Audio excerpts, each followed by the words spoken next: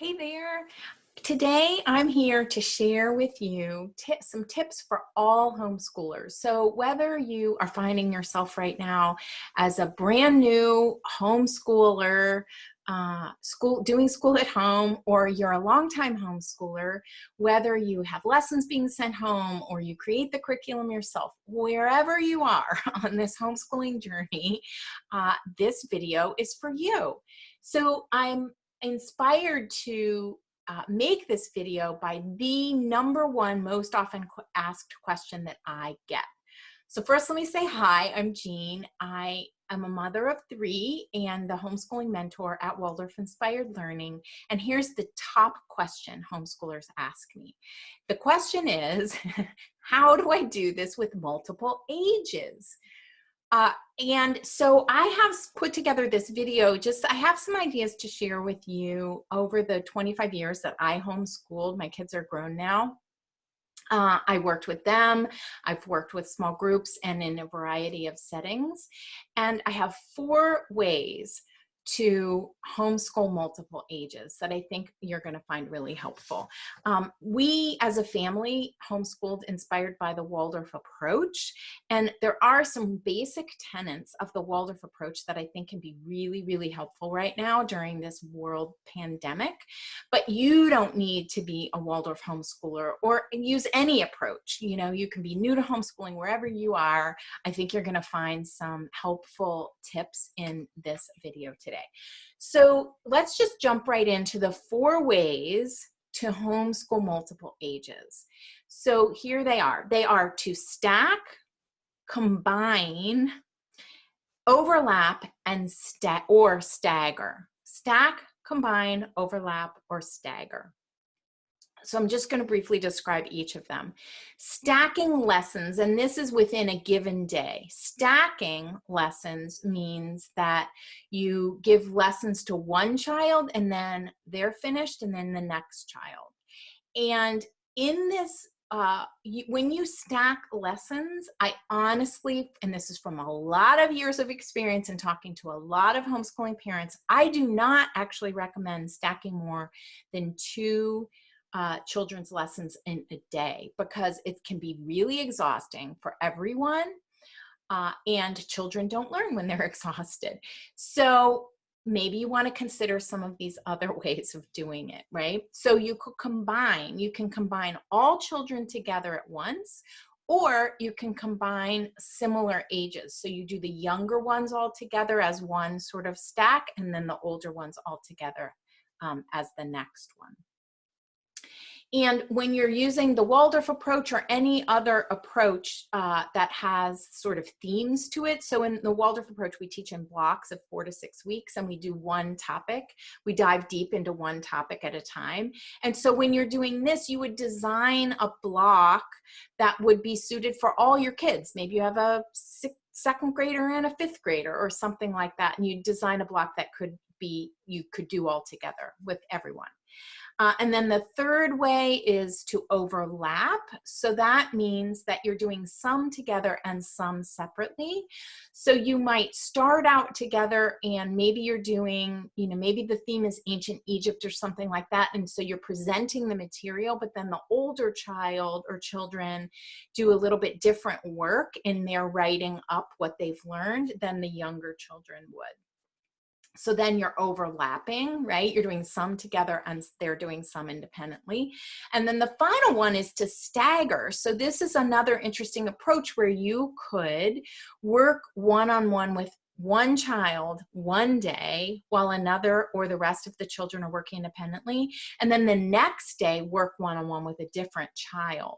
So in the Waldorf approach, we're often talking about doing a 2-day rhythm. So maybe you do 2 days with one particular child a week and 2 days with a different child a week. And if you have more, then you'd be combining, the younger children, the older children. So those are just some things to think about as you're going through wherever you are on your homeschooling, as you're going through thinking about what your day is going to look like.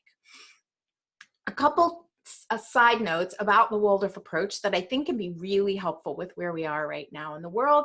So the Waldorf approach was created by Rudolf Steiner 100 years ago, and his inspiration really was that it was post-World War I in Germany, a country that had been decimated by the war. And he and a small group of people set out to open a school that would really help bring about social, cultural, and economic renewal to the area. That was his goal. That was his inspiration. And I think that's so interesting right now. So the approach of Waldorf was really created as a healing education, to heal a country, to heal the people. And I think that's really interesting right now. It infuses a lot of the arts and really hands-on engaging activities into all the lessons, and that can be really helpful at home right now too, especially if we're not getting out to our other activities as much. Bring in, you know, movement and games and clapping and verses and songs and all of the arts and nature as much as you can, so that you can keep the learning alive, right? He said that these arts and hands-on activities will help bring us joy as human beings and make the learning more memorable. So 2 things we could definitely use right now. So how can think about how these tenets of the Waldorf approach could help you in your homeschool? The very most important one that I want to bring up is that Steiner really envisioned the classroom. He created this approach for the classroom, and he envisioned the classroom as a community.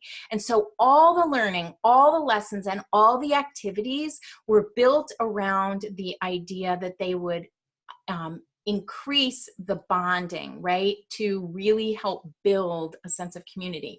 So at home, our family is the community.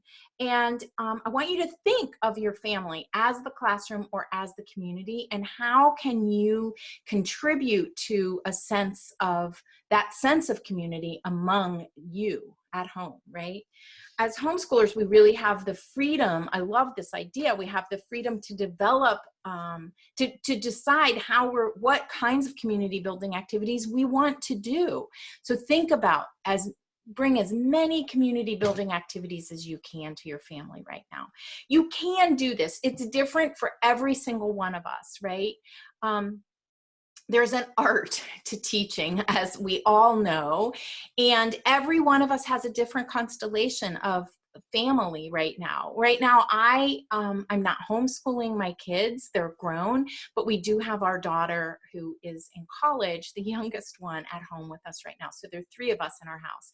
You might have 7 of you in your house. You might have 2 of you, you know, whatever it looks like, you can do this. You really can. So just find ways to, sorry, drop my notes, find ways to make this work, right, for your particular family. One other thing that I want to mention is that the Waldorf approach is quite developmental. It was designed to meet children where they are at different developmental stages. And I'm just mentioning that because it's helpful for us to remember that children below the age of 9, really, their main learning goals are reading and writing and math practice. Those are the main things, right? And then children between about 9 and 12 or 14, you're going to add in some history and some science, and continue with the language arts and the math. And then really, it's around age 12 or 14 where children then can begin doing more critical thinking and really dive deeper into subjects. So if you have younger children, I love offering this idea of my minimum viable homeschooling day. It's the 20-20-20 rule of thumb, which is 20 minutes of read aloud, 20 minutes of math practice, and 20 minutes outside in a day, and you're good to go. So if everything else falls apart, that's you could just do those 3 things and you're fine. You're set for the whole day. So a lot of learning happens. Children are really learning all the time. So when you plan your day, what I want to mention is that this idea that Steiner actually worked with a teen, when he was in his late teens, his very first job was to be a tutor, a one-on-one tutor with a young man who was believed to be uneducable because of a medical condition. And so Steiner really worked hard to make his approach efficient and to not exhaust the children. So when they're angry or frustrated, when they're exhausted, when they are not focused, when they've had too much, all those things, they can't learn. So we're actually, if you just have this list of things that are supposed to be done, this checklist, and you push through, you're defeating the whole purpose, because the learning isn't actually happening. And that's the goal, right? Is the learning. So we need to design our day in order for children to be at their best and be able to take in the lessons. So I say, anywhere from 1 to 1.5 hours, 3 maybe at the max of your lesson time. And you could even break that up into separate time chunks. So the easiest tip for this is to start with rhythm. So you want to have these sort of time chunks to your day. This is when we're going to go outside. This is the play time. This is the lesson time. This is mommy or daddy's work time. Like, chunk out your day and create a visual for it. So if you've never done this before, I have a free guide called Save Your Homeschooling Day: 3 Steps to Rescue Your Rhythm for a Simple, Happy Homeschool. You can get it for free on my website. Go to waldorfinspiredlearning.com/free guide, and you can get a copy. It has wonderful visual ideas for you for how to create something like this for your family, so you can all see, yep, this is what we do. This is what we do every day. It helps bring a sense of calm and knowing what to expect. And remember to think about how those 4 ways to homeschool multiple ages could apply to you and your family. You can, this is in a given day, how you approach your lessons. You can stack them, you can combine them, you can overlap, or you can stagger. Those are the 4 ways. So start with your day with together time. Remember that the goal is to create a sense of community. There are different ways that you might look at this, but you could start with together time and then work with younger children first and then older children later. This is how your lesson time might look in your home. These can be called different things. It could be called circle time if you have young ones. You could call it warm-up time. You could call it, there's even morning time or morning basket time, that different approaches have ways to start your day with a morning basket. So warm-up time is simply where you are warming up your body to get your mind ready to focus. And you can include, like I said, songs, verses, games, clapping games, stomping games, beanbag games, because that helps us warm up. Those activities are also community building activities, so they're really good ones to weave in.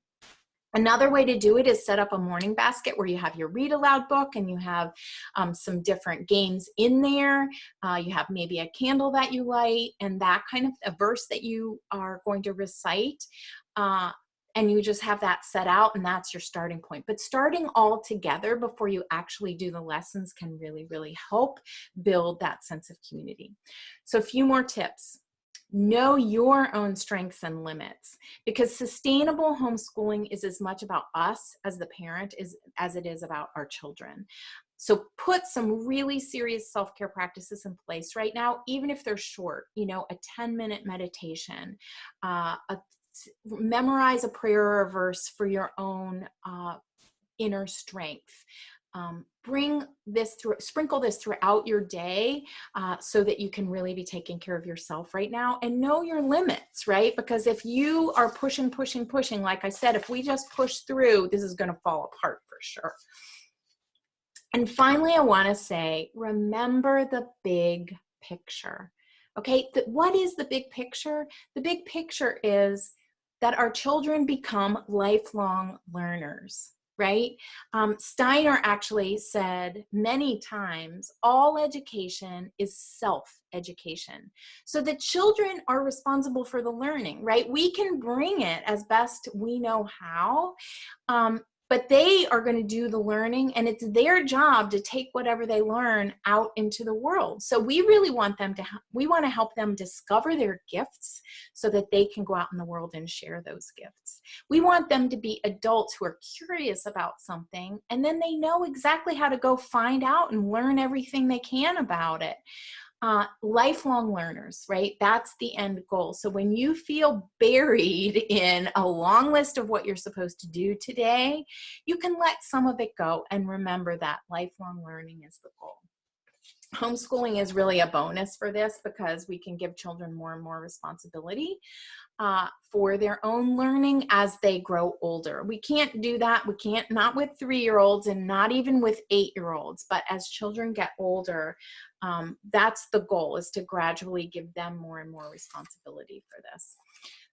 Rudolf Steiner had this great quote that as teachers, we have to be like plumbers in the dark. Right? I just think that is wild, right? We don't really know the way. And so it's kind of a journey of trial and error, but we can stay steady on the path, even though we don't know the way. So be like plumbers in the dark. And look at the children before you and bring them what they need. That's another thing that Steiner really encouraged all of his teachers to do. And as parents, we can do that too with love. So thank you so much for joining me in this video. If you are interested in learning more about the Waldorf approach and homeschooling, how to bring it to a homeschool setting, how to bring joy, and make the learning more memorable with really hands-on engaging activities, then I invite you to join me inside Homeschool with Waldorf. It's a membership where there's a wonderful group of homeschooling, really supportive homeschooling parents in there. And there are monthly master classes. There are 15 in there already, so you get access to all of them, and I load a new one up every month. We have coaching calls and plan-alongs and all sorts of wonderful support. So you can go to waldorfinspiredlearning.com/homeschool with Waldorf if you're interested in that. And thanks so much for joining me in this video today. Remember, your family is the community. All right, see you soon. Bye for now.